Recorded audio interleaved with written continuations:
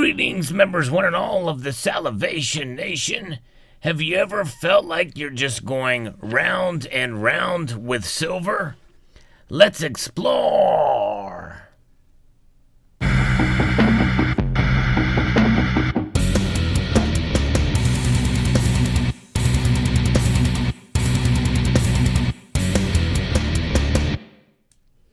Silver. It has certainly mesmerized and enthralled folks for millennia.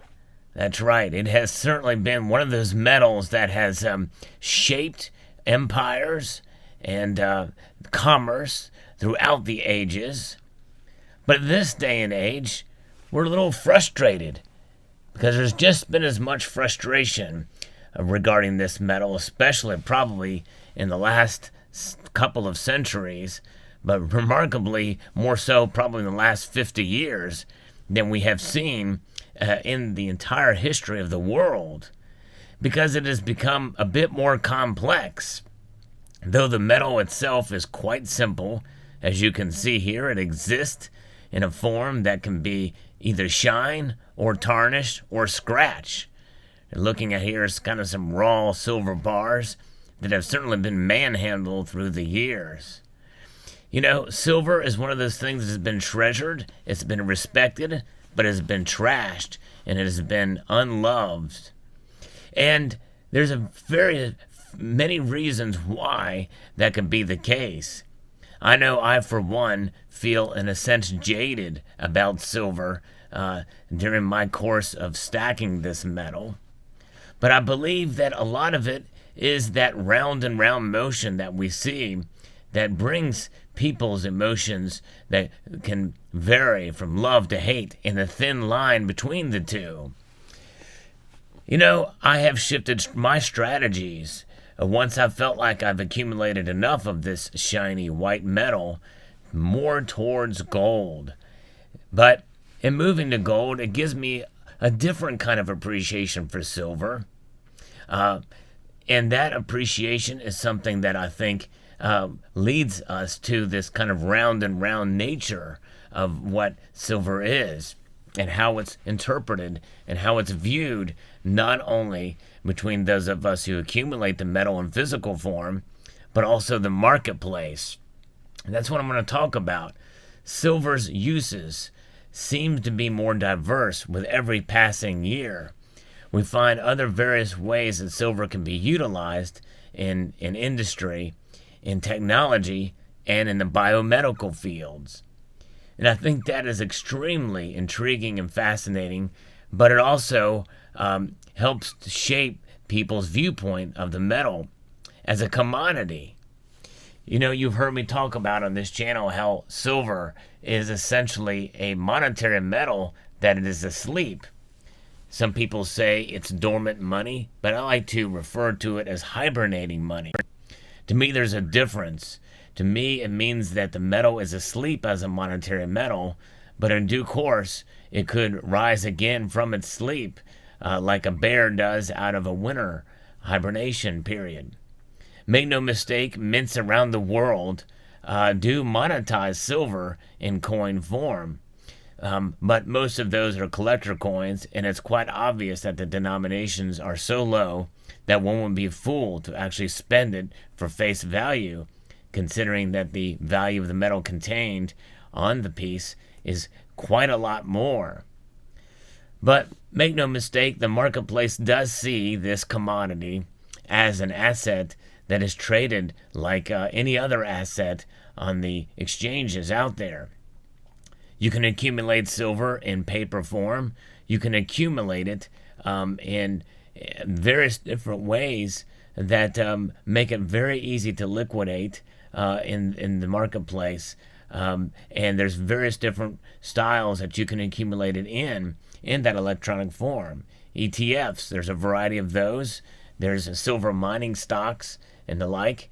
But there's also just the nature of those assets that, well, they really aren't assets. They're paper representations or electronic representation of those assets. And people can go round and round in taking their money and putting into those paper or electronic assets and cash out. But what do they cash out for? Well, they're dollar-denominated investments. And they use these electronic forms as a hedge against other investments, which is kind of why we accumulate the physical. But when we do buy physical, typically we are tied to its physical properties. Silver certainly does have these properties that have to be stored and stacked.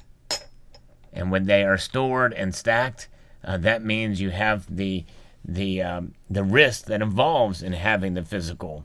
Just like there's risk in not having physical, there are risks in owning the physical. Number one, the liability of the premiums that you have paid and that you will lose at the time of selling the metals.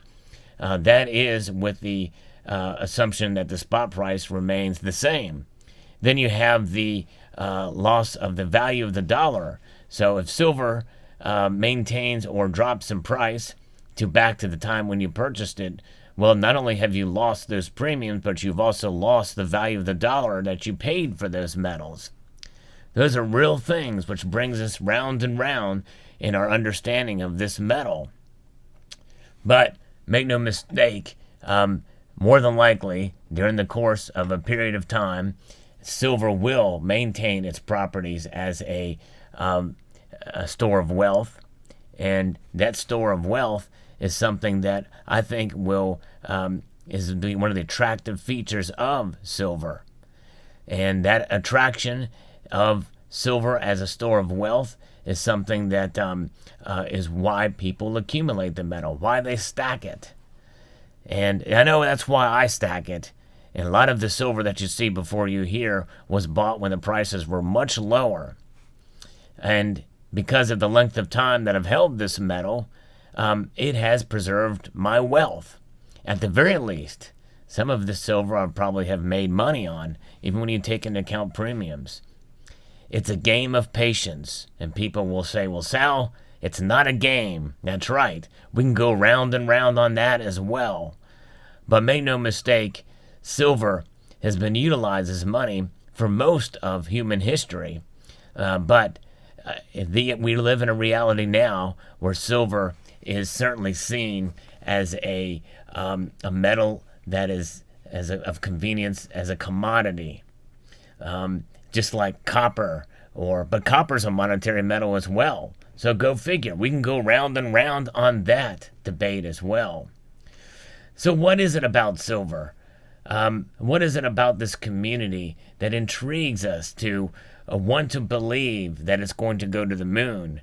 We want to believe that it's going to make us rich. It's never been about being rich. It's never been about skyrocketing in price, although we have seen it. We have seen it a lot occur. We've seen it skyrocket to record highs in 2011. Many of us, including me, thought that was just the beginning. Boy, was I naive back then. I've learned a lot about the metal, and I've learned to be bullish on it in the long term. And that's what it's about. It's about the long term, and being bullish on silver to me means that its properties of what it is, that it will preserve our wealth. And to me, that's what it's all about. It's not about getting rich. It's about having a thing of value outside of the current financial system. Now, can you do that with electronic or exchange-traded funds, paper, silver? To a degree, yes. When you buy it there's less risk as far as the premiums are concerned. You can trade it, and you can trade against gold with it as well in a much easier way. But make no mistake, there's something about having the physical that I think just really outshines any other form of holding silver. To me, those premiums are worth it to hold the physical format of this silver. And once in a while, I like to pull these ounces out to take a look at them to remind myself that really I did the right thing in purchasing these when I purchased them, because they have preserved my wealth over the course of a long period of time. The $40 Silver Eagle I paid for Maybe in early 2012, yeah, not so much. But I bought a lot less of those then than I bought of this silver at that particular time. So silver, we can go round and round on silver and its values and its properties and the frustrations and excitements and disappointments. We have seen it all then through the course of history, and we will still continue to see those emotions play out. And make no mistake, emotion plays a huge part in our decision-making process. And no matter how much we try to hold back against it, it does play a part. We have to learn to suppress emotions whenever we do buy anything, but it's hard, especially when you have the physical in front of you. That love-hate relationship with gold, especially with viewpoints for people in this community, which I welcome every viewpoint that you may have on this metal or gold or any other metal out there. I love the diversity of ideas and thoughts on this metal because I believe in the end, silver sells itself. It is what it is. It will always be what it is.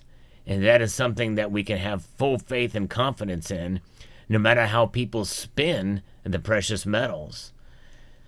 So there you have it. Round and round we go with silver. Where it stops, no one knows. But that's just it. It never will stop. It will continue to go round and round. And we will continue to appreciate its beauty, or hate how it's been pumped, or hate how we dump it, or hate how it's been sold to us. But really, in the end, it doesn't matter what anybody says about silver. Its properties, its physical properties, its properties in terms of price and value are there to all to see in charts and graphs over the last 100+ years and even more. Its history is there for all to research and find, and it will continue to press on in that regard. So there you have it. I hope you enjoyed this video. How much more will you go in the round and round ideas of silver? We'll find out as time marches on. Silver goes round and round.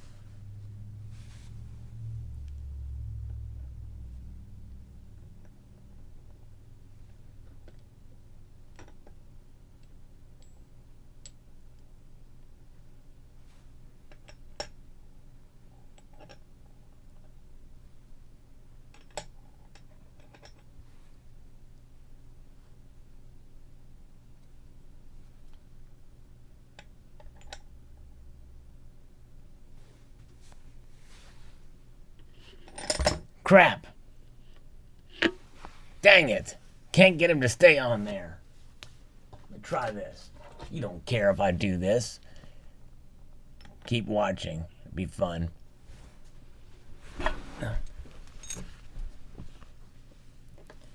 Another thing about going round and round with the silver is you can play with it and enjoy it. You know what I'm saying? That's what she said. Look at this silver. Wow.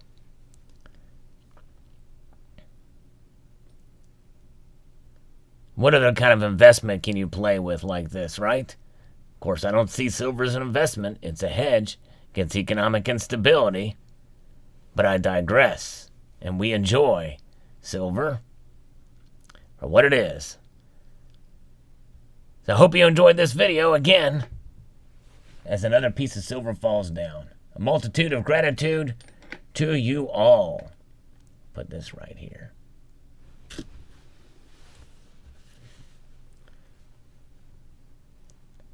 One more spin.